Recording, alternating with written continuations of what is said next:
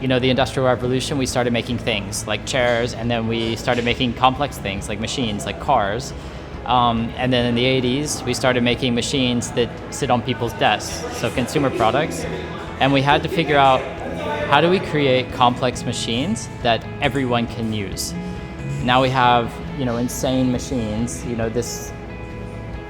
This machine in my pocket, this computer, used to take up an entire room, but now they're in everyone's pocket. So how do we create incredibly complex systems, but build them in a way that people can understand them? And that requires deep knowledge of the system itself, but also human beings. UX is just a growing career, and we need it. Like, everybody's looked at an app or a website and said, wow, this sucks. I know I can improve it.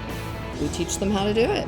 The skills in UX are universal. Whether you take it to mobile design, native app development, or just into your day-to-day life, the idea of looking at your surroundings, designing systems that work for you, problem solving, they're the most basic thing that humanity does. So I think what my students enjoy most about learning UX is there is this moment where it becomes real and you start to see it.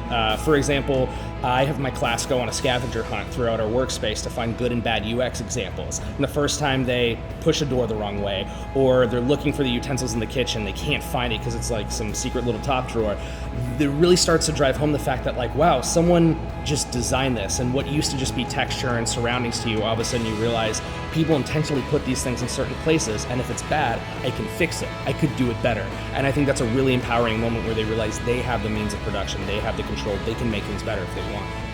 I think one thing they love about the discipline I teach, but then it's also a love-hate relationship, is the word "it depends" comes up so much. They can make it their own. UX is not one-stop shopping. It's not black or white. So it's really fun that you get to make it what you like, but at the same time, there's no one right answer. So it can also drive you crazy.